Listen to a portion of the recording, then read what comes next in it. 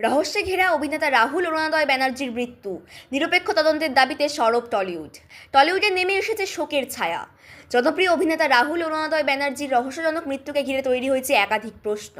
ঘটনার 12 ঘন্টারও বেশি সময় পেরিয়ে গেলেও এখনও স্পষ্ট নয় ঠিক কী কারণে তিনি সমুদ্রে নেমেছিলেন। সহশিল্পীদের অনেকেই এই মৃত্যুকে ঘিরে নিরপেক্ষ ও পূর্ণাঙ্গ তদন্তের দাবি তুলেছেন। জানা গিয়েছে, ওড়িশা সীমান্তের কাছে তালসারীর সমুদ্র উপকূলে একটি শুটিং চলাকালীন এই মর্মান্তিক ঘটনা ঘটে। শুটিং শেষ হওয়ার পর অভিনেতা জলে নামেন বলে দাবি করা হচ্ছে, কিন্তু কী কারণে তিনি জলে নেমেছিলেন তা এখনও স্পষ্ট নয়। সমুদ্র থেকে উদ্ধার করার পর তাকে প্রথমে দীঘা হাসপাতালে নিয়ে যাওয়া হয়। সেখানে চিকিৎসকেরা তাকে মৃত বলে ঘোষণা করেন। পরে তার দেহ কাথি হাসপাতালে নিয়ে যাওয়া হয়, যেখানে ময়নাতদন্ত সম্পন্ন হয়েছে। আজ তার দেহ পরিবারের হাতে তুলে দেওয়ার কথা। অভিনেত্রী রূপসা গুহ সোশ্যাল মিডিয়ায় প্রশ্ন তুলেছেন, রাহুল কি নৌকা থেকে পড়ে গিয়েছিলেন, নাকি ড্রোন শটের সময় হাঁটতে হাঁটতে গভীর জলে গিয়েছিলেন? অভিনেত্রী সুদীপ্তা চক্রবর্তীও এই ঘটনায় গভীর শোক প্রকাশ করে নিরপেক্ষ তদন্তের দাবি জানিয়েছেন।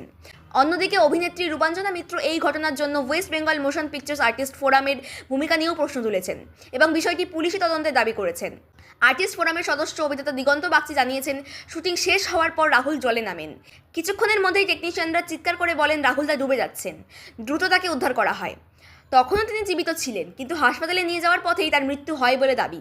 পরিচালক লীনা গঙ্গোপাধ্যায় জানিয়েছেন, শুটিংয়ে গভীর জলে নামার কোনো দৃশ্য ছিল না।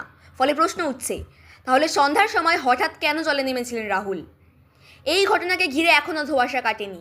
সহশিল্পী, অনুরাগী এবং টলিউডের একাধিক শিল্পী সত্য উদ্ঘাটনের জন্য নিরপেক্ষ তদন্তের দাবি তুলেছেন।